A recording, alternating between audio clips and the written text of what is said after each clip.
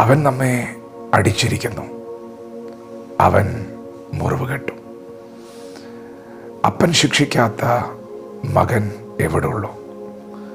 കർത്താവ് താൻ സ്നേഹിക്കുന്നവനെ ശിക്ഷിക്കുന്നു. താൻ കൈക്കൊള്ളുന്ന ഏതു മകനെയും തല്ലുന്നു. ദൈവത്തിൻ്റെ മാറ്റമില്ലാത്ത വചനം ശ്രദ്ധിക്കുന്ന പ്രിയപ്പെട്ടവരെ, നമ്മുടെ ദൈവം നമ്മുടെ പിതാവാണ്.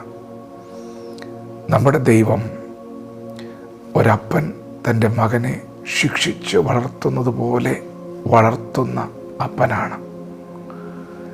നമ്മുടെ ദൈവം പരിശുദ്ധനാണ്.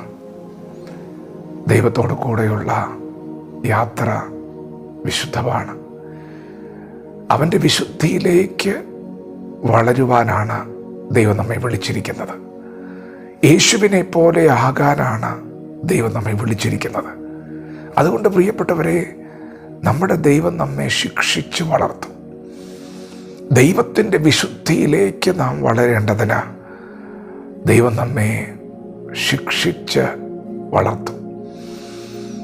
ഈ ഭൂമിയിലെ ഏതെങ്കിലും ഒരു മനുഷ്യൻ്റെ കൂടെ നടക്കുന്നത് പോലെയല്ല ദൈവത്തോട് കൂടെ നടക്കുന്നതെന്ന് ദൈവം നമ്മെ പഠിപ്പിക്കും. അതേ, അവൻ നമ്മെ ശിക്ഷിച്ച് വളർത്തും. ദൈവത്തിൻ്റെ പരിശുദ്ധാത്മാവ് പാപത്തെക്കുറിച്ച് നമുക്ക് ബോധം വരുത്തും. വ്യക്തമായി ദൈവം നമ്മോട് സംസാരിക്കും. ദൈവത്തിൻ്റെ വചനത്തോട് അനുസരണം കാണിക്കുന്നുവെങ്കിൽ നാം അവൻ്റെ വിശുദ്ധിയിലേക്ക് വളരും.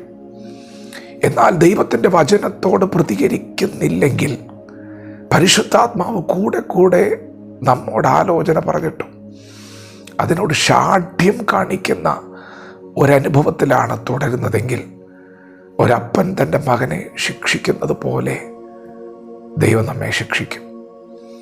അത് അല്പനേരത്തേക്ക് വേദനയായിരിക്കും, അല്പനേരത്തേക്ക് അതൊരു മുറിവായിരിക്കും. അതെ, അവൻ നമ്മെ അടിക്കും. എന്നാൽ അവൻ തന്നെ നമ്മുടെ മുറിവ് കെട്ടും. എന്തിനാണ് അടിക്കുന്നതെന്നോ? നമ്മൾ തെറ്റൊന്നും മനസ്സിലാക്കാൻ വേണ്ടിയാണ്.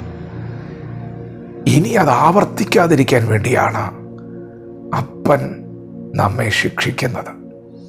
നശിപ്പിക്കാൻ വേണ്ടിയല്ല. കൈവിട്ട് കളയുകയില്ല, തള്ളിക്കളയുകയില്ല. അല്പനേരത്തേക്ക് അവൻ നിന്നെ ഉപേക്ഷിച്ചാലും മഹാകരുണയോടെ അവൻ നിന്നെ ചേർത്തുകൊള്ളും. പ്രിയപ്പെട്ടവരെ, ദൈവത്തെ അറിയാൻ ഉത്സാഹിക്കണം. അവൻ്റെ ഉദയം പ്രഭാതം പോലെ നിശ്ചയമല്ലത്. അവ 2 ദിവസം കഴിഞ്ഞിട്ട് നമ്മെ ജീവിപ്പിക്കും, 3 ദിവസം കഴിഞ്ഞിട്ട് നമ്മെ എഴുന്നേൽപ്പിക്കും. അവൻ്റെ മുൻപാകെ നാം ജീവിക്കുകയും ചെയ്യും. അവൻ മഴ പോലെ, ഭൂമിയെ നനയ്ക്കുന്ന പിന്മഴ പോലെ നമ്മുടെ അടുക്കൽ വരും. അതേ പ്രിയപ്പെട്ടവരെ, നമ്മുടെ ജീവിതത്തിലെ കഷ്ടതകൾ, ചില ബാലശിക്ഷകൾ നന്മയ്ക്കാണ്. നമ്മെ അവൻ പണിതുകൊണ്ടിരിക്കുകയാണ്. ദൈവാനുരൂപമായി അവൻ നമ്മെ സൃഷ്ടിക്കുകയാണ്, രൂപാന്തരങ്ങൾ വരുത്തുകയാണ്. അതുകൊണ്ട് ഈ നല്ല പകൽ ദൈവത്തിൻ്റെ ശിക്ഷ നിരസിക്കരുത്. ദൈവം നമ്മോട് പറയുന്ന വചനങ്ങളിൽ ചട്ടങ്ങളുണ്ട്, ക്രമീകരിക്കപ്പെടേണ്ട മേഖലകളുണ്ട്. അതിനോട് നാം പ്രതികരിക്കുന്നുവെങ്കിൽ, അനുസരണം കാണിക്കുന്നുവെങ്കിൽ, ഇന്ന് പകൽ നാം വളരുകയാണ്. അവൻ്റെ വിശുദ്ധിയിലേക്ക്, അവൻ്റെ സ്വഭാവത്തോട് അനുരൂപപ്പെട്ട് വളരുകയാണ്. ദൈവത്തിൻ്റെ ബാലശിക്ഷയോട് പ്രതികരിക്കാം, താഴ്മ ധരിക്കാം, കീഴടങ്ങാം. ദൈവം നമ്മെ ഓരോരുത്തരെയും ഈ പകൽ അനുഗ്രഹിക്കുമാറാകട്ടെ. ആമേൻ.